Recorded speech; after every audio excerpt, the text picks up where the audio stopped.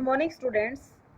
आज की इस कक्षा के अंदर बेटा हम रस को आगे बढ़ाते हुए शांत रस पढ़ेंगे।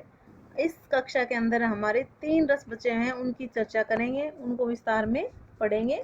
पिछली कक्षाओं में हमने 8 रस पढ़ लिए हैं, जिसमें श्रृंगार रस, हास्य रस, वीर रस, अद्भुत, शोक, रुद्र, रौद्र रस, विभत्स, अद्भुत आदि रसों की हमने विस्तृत चर्चा की, उनको समझा उदाहरण के माध्यम से।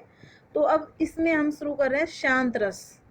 शांत रस के ये आपकी अंतिम वीडियो होगी बेटा रस में। इसके बाद भी अगर कोई डाउट्स आपके रह जाते हैं मेरे से आप पर्सनल पूछ सकते हैं। तो शांत रस किसे कहा जाता है?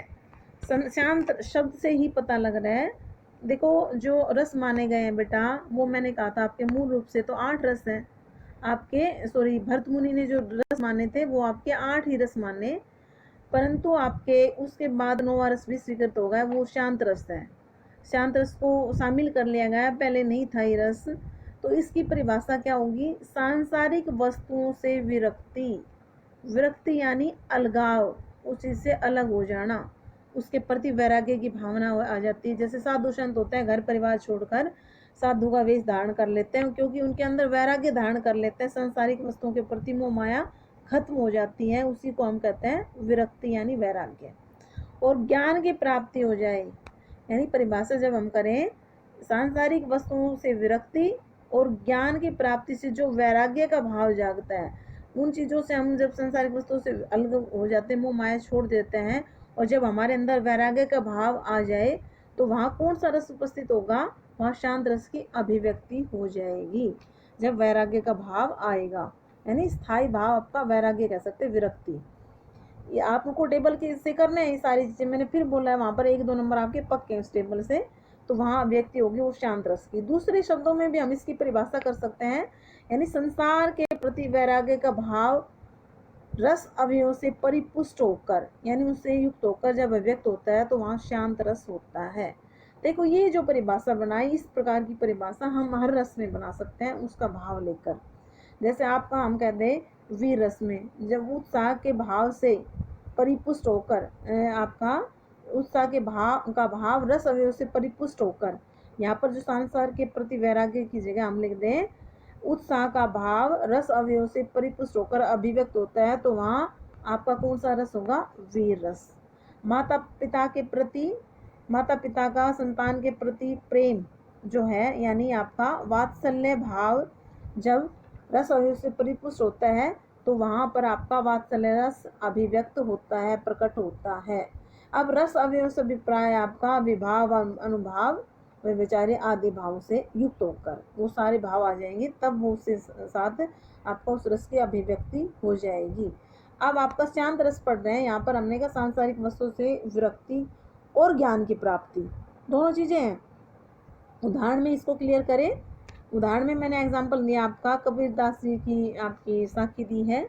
आप कबीरदास की साखियाँ मंदिरों में सुनते हो या शब्द सुनते हो, वहाँ पर आपका शांत रस है, क्योंकि कबीरदास जी ने बड़ी ज्ञान की बातें बताई है। वहाँ पर मन को बड़ी शांति सुकून मिलता है, और ज्ञान की बातें जहाँ वैराग्य का भाव जागृत हो जाए, वहाँ पर शांत रस होता है।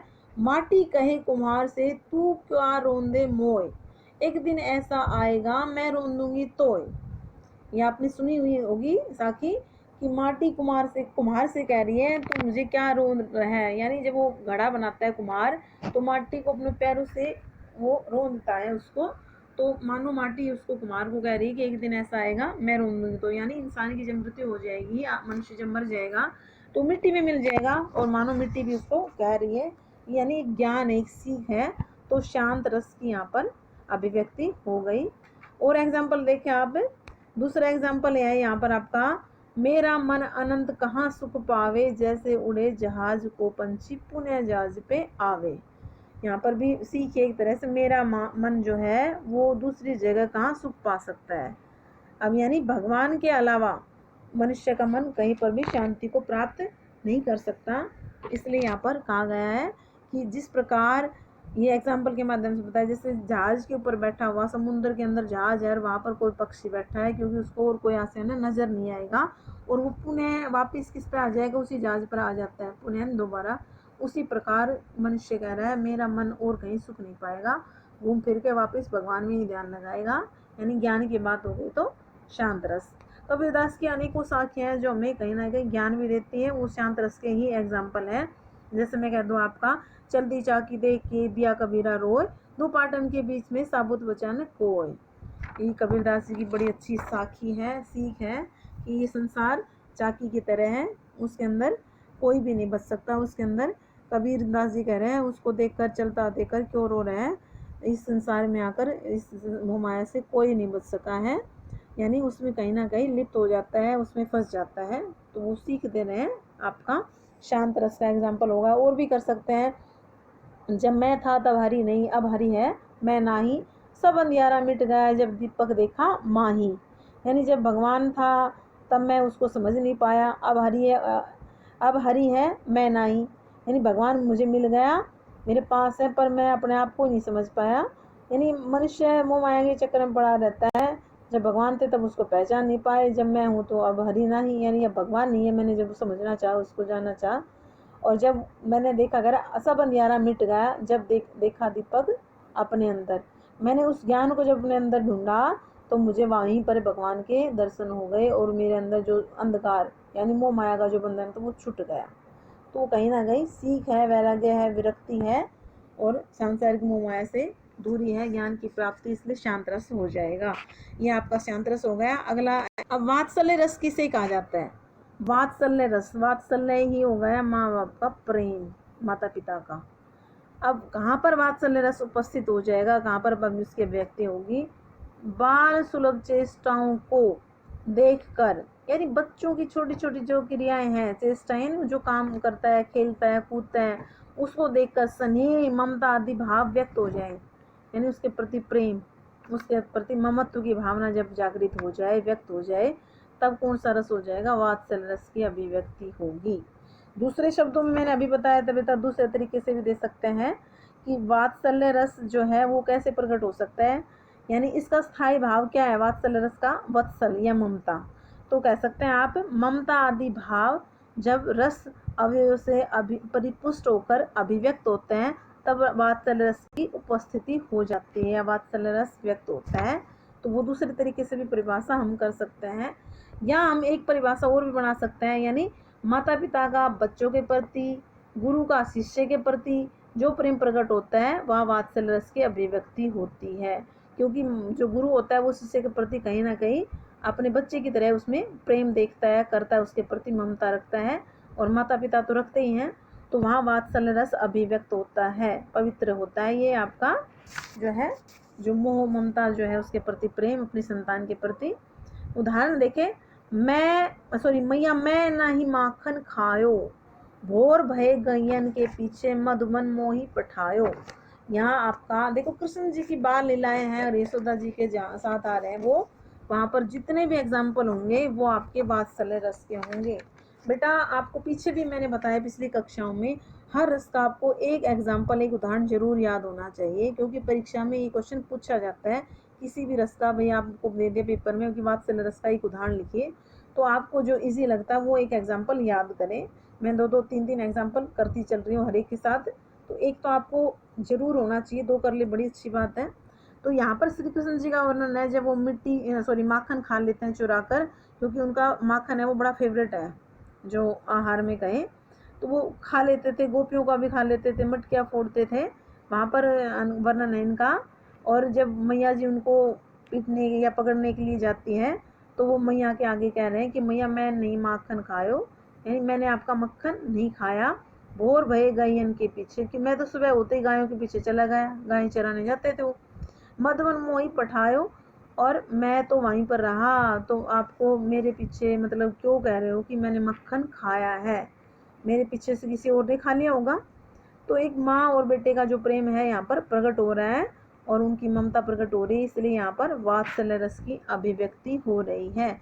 दूसरा एग्जाम्पल दे सकते हैं, ये हमने कविता पढ़ी थी, दंतुरित मुस्कान नागार्जुन जी की। हालांकि ये अब आपके सिलेबस से कट कर दी सीबीएसई ने इस एग्जाम में, आपके लॉकडाउन को देखते हुए। इस पूरी कविता वात्सल्य से रस से उत्प्रोत है, वहाँ पढ़ाई तब भी आपको बताया था, उनकी कोई भी पंक्ति आप याद कर सकते हो उस कविता की। तो इसमें क्या होगा, इसमें दे रखा था, तुम्हारी है दंतुरित मुस्कान मृतक में भी डाल देगी जान, धूली धूसर तुम्हारे ये गात छोड़कर तालाब मेरी झोपड़ी में खिल रहे हैं जलजात। नागार्जुन जी काफी दिनों के बाद जब अपने घर आते अपने बच्चे को देखते हैं और उन्हीं को लेकर कविता लिखी गई थी। तो वो एक प्रेम प्रकट हो रहा है अपने बच्चे के प्रति, अपने संतान के प्रति, कि तुम्हारे जो छोटे छोटे दांतों वाली मुस्कान जब मैं देखता हूँ ऐसा लग रहा है मानो मृत व्यक्ति भी उसको देखकर जीवित हो जाएगा, उसमें भी जान आ जाएगी। और तुम्हारे सने हुए शरीर को, धुली मिट्टी सने हुए शरीर को देखकर ऐसा लग रहा है कि मानो, यानी वो मिट्टी से सना हुआ है वो बच्चा, उनको कमल की बाती नजर आ रहा है। इसलिए उन्होंने ये पंक्ति बोल दी कि जो मिट्टी से सना हुआ धुली धूसर, यानी मिट्टी से सना हुआ शरीर भी ऐसा लग रहा है मानो कि झोपड़ी में जल जाता होता कमल, कि कमल तो कमल उसमें खिलते हैं तालाब में, पर मानो कमल मेरी झोपड़ी में आकर खिल गए, तालाब उन्होंने छोड़ दिया है। तो ये यहाँ पर आपका वात्सल्य रस की अभिव्यक्ति हो रही है, यानी पिता का पुत्र के प्रति प्रेम यहाँ पर प्रकट हो रहा है, ममता प्रकट हो रही है, यहाँ पर वात्सल्य रस हो जाएगा। या इस और भी एग्जाम्पल हम कर सकते हैं यहाँ पर, किलक अरे मैं नेह निरारू इन दांतों पर मोती वारू, यानी यशोदा जी जब उनके कृष्ण जी के दांतों को देखती है तो कह रहे नेह नियारू, यानी इसमें मुझे प्रेम नजर आ रहा है। इसकी किलकारी जब वो निकालता है छोटा छोटा बच्चा जब बोलना शुरू करता है और इसके दांत के ऊपर मैं मोतियों को भी वार दूँ, यानी वो मुस्कुराते हैं, उनको बड़े सुंदर लग रहा है और हर माँ को अपना बच्चा सुंदर ही लगता है। तो वहाँ वात्सल्य रस की अभिव्यक्ति हो रही है। और भी एग्जाम्पल दिए जा सकते हैं, जैसे यशोदा जी का ये एग्जाम्पल है, श्री कृष्ण जी के प्रति वो प्रेम दिखा रही है।